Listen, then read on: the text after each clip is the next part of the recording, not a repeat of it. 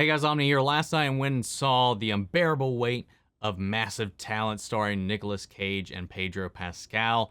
I've been seeing trailers for this for the last 2 months. Just anytime I would go to the theater, they're pretty much guaranteed to have a trailer for this film. And I hadn't heard anything about this movie until I had started to see these trailers. I didn't even see anybody reacting to this, honestly. So, like, when I saw that first trailer, I was like, oh my gosh, this is such a wacky concept, and I'm here for it. Like, Nicolas Cage playing Nicolas Cage. And, like, it's in such a, like, I don't know, man. It's such an intriguing way that they dove into it, because they kind of tackle kind of the public perception that has kind of developed over the last couple of years, maybe the last decade even, about Nick Cage and his career.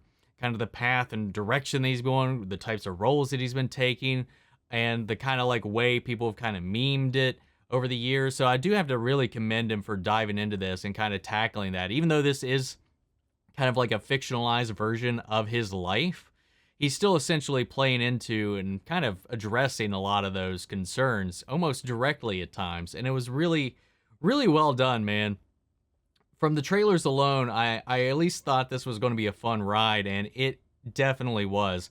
What I didn't expect was how wholesome and heartfelt this could actually get at times, and let alone the action that it dives into. This movie was fun, man. If you don't know what it's about, Nick Cage is playing Nick Cage, and he's kind of going through a career slump in his life, and as a prospective film kind of passes over him, he ends up having to take the only gig that is available to him at the time to pay off some of his debts, and that is attending a private birthday party for $1 million of a wealthy billionaire who is a huge Nick Cage fan and wants him to come hang out, party, and maybe even take a look at a script he's written himself. This person is played by Pedro Pascal, and it turns out this man is also potentially wanted by the CIA. When Nick steps onto the scene, he's intercepted by a couple of CIA agents who implement him as part of their scheme to bring down this operation. And what ensues is a buddy comedy as these two, Pedro Pascal and Nick Cage, start to form a budding friendship over their collective mutual love of film itself and just of Nick Cage and his past career. There's a lot of interesting elements in this that I don't want to really spoil. You know, there's a couple of glimmers into a few things that are in the trailers that I'd rather you kind of experience for yourself, because once you realize what's happening with one of the scenes in particular they show in the trailer, I think it works a lot better not knowing any of the context behind that, because it's hilarious. It has to do with those glimmers that we see of the younger Nick Cage, where they do a little bit of de-aging to kind of give him that old school, like, riling, excitable, eccentric Cage flair and bringing that to life. The way they implement that in the story is really interesting. And like I said, this gets really heartfelt as we learn more about Javi, played by Pedro, as we learn more about Nick Cage and just kind of his own personal point of view on his own career, about his success in the past, his kind of like perspective on where he is today, what he values today. And I think it handles and juggles all those things really well, while also having a whole lot of fun. The chemistry between Pedro Pascal and Nicolas Cage is just phenomenal. And it's hard to miss, because Pedro Pascal is just a lovable teddy bear no matter what. And I adore him here. Like, but he does run the gamut of, like, you know, threatening, imposing, hilarious, and emotional throughout this film, man. I really enjoyed it. It gets dumb, it's hokey, it's silly, it's zany, it's over the top in all the right ways, and I really enjoyed this film, man. Is it perfect? No, but I don't think it's really trying to be. It's just trying to be like a fun little love letter to Nick Cage and just the genre of film itself. There's a couple of references in there. Obviously, if you're a Nick Cage fan, lots of references to his past films, some deep cuts in there that even I have no clue about up until this point.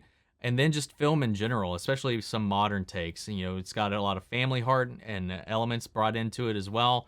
You know, carving out your own destiny is also another theme of this film. I just think it was a lot of fun, man.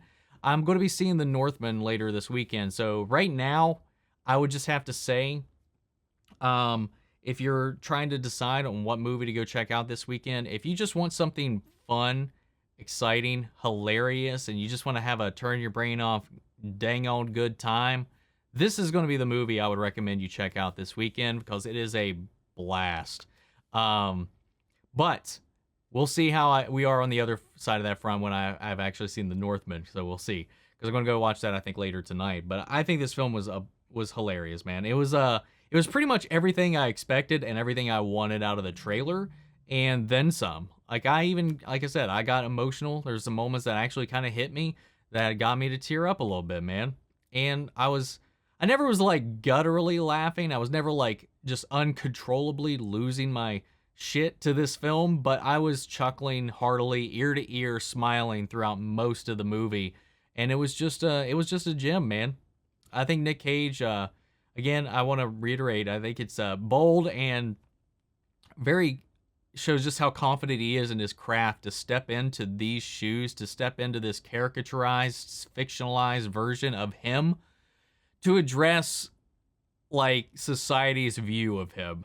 And I think that's a really interesting hook to kind of get you into the whole thing. Yeah, man, I liked it. It was a lot of fun. So did you guys see The Unbearable Weight of Massive Talent? If you have, let me know your thoughts down below. We'll carry on the conversation after the video. Feel free to join us in our Discord. We can talk about it there as well.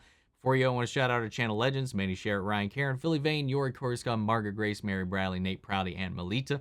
Thank you guys, as always, for your continued support. But that's it for this one. I'll see you all in the next one. Take care, everybody.